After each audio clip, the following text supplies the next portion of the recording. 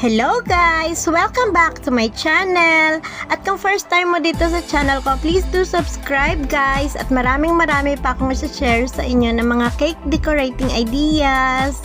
Thank you guys!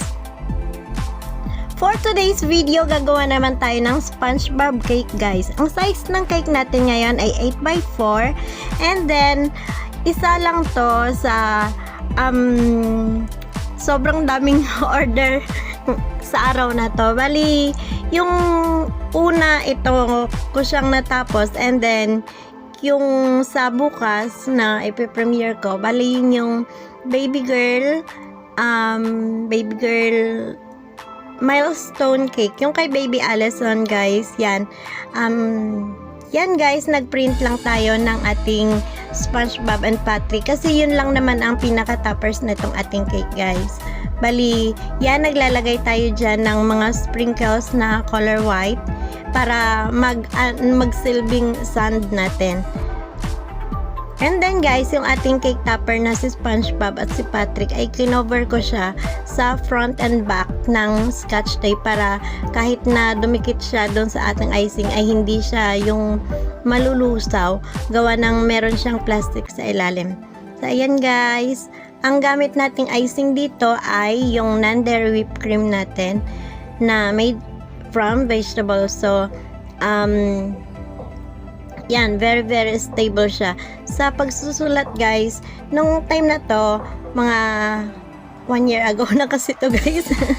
Nung time na to, hindi pa ako kagandahan magsulat. Pero ngayon, naaral ko na yung technique kasi nga sabi ko, every day is a learning process. Meron tayong mga bagong natututunan sa araw-araw. So, ayan, sa paulit-ulit na ginagawa ko sa aking buhay ay ayan, at nahahasa na rin sa pagsusulat sa cake kasi hindi nakagandahan yung sulat ko sa papel, lalo na sa cake kasi mas mahirap. Pero ngayon guys, medyo okay na siya, maganda na siyang tingnan at mukha na siyang sosyal.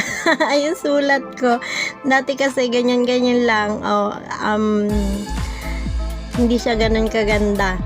So ayan guys, nagdo-drawing lang tayo dyan using our icing. Bali yung pinagdo-drawing ko dyan guys ay yun pa rin yung icing natin, yung whipped cream natin, pero mas pinisil ko siya ng pinisil para yung heat ng kamay ko ay medyo matunaw-tunaw niya yung nandun icing natin doon sa loob ng plastic kasi yung kamay natin ay sadyang mainit na talaga yan. So ayan guys, hindi ko yan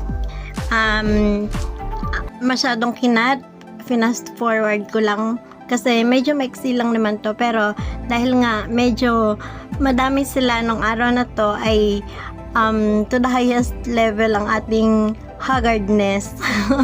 Yan, pero gusto ko talaga to i-document kasi ano nga ba tawag dito, yung bang actually guys, nilive ko ito. Nag-live ako ng almost 2 days ako nagla-live na paputol pero sa loob ng 48 hours yun ako na nagla-live. Kasi mga 48 hours akong walang tulog ng time na to. So babali yung cake na ibe-premiere natin bukas, yung number 2. Bali yun yung kay Baby Allison. Ito yung una kong tinapos kasi ito yung may pinakamaagang pick up.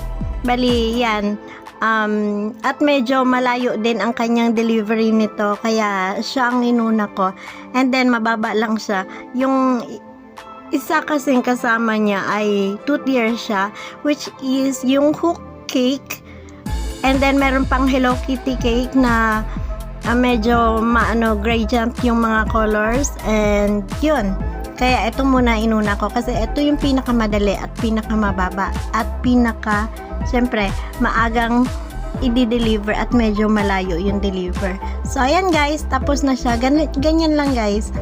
Ang gamit ko palang food color dyan guys ay yung Chef Master na electric yellow.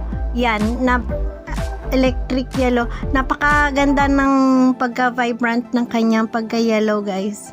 Bali ayan, tapos na. Yan. Thank you so much guys, and thank you so much sa aking mga client for always supporting our small business. Thank you so much, and thank you so much guys to all of you for always supporting my premieres, my live stream, and my uploaded videos. Thank you for watching guys. Thank you, and please don't forget to like, comment, and share. And syempre sana please do subscribe guys, kasi syempre pampaunlad na ating channel. Thank you. God bless you all, and ingat kayo palagi. Thank you guys. Ayan, sa mga susunod ko palang videos, i-upload natin yung mga kasabay nitong cake. Bali, ang next na i-upload ko dito, siguro yung heart or yung Hello Kitty niyang kasama. Pero yung hoop cake kasi ay malapit ko na siyang matapos. Pero yun kasi yung last part nung araw na yun, kasi ay huhuli ko na lang din upload. So ayan guys, hindi pa pala, medyo mahaba pa pala tong video ko. Ayan, ipinapak na natin kasi ay di-deliver na siya talaga. Sobra na akong rush dyan. Alam niyo yung galawan na hindi naman naka times 2 yung speed, pero parang naka times 4 na siya, yung ganyan. Kaya nung times 2 ko itong video, ay ganyan na itsura ko. So yan na guys, thank you. See you again next time.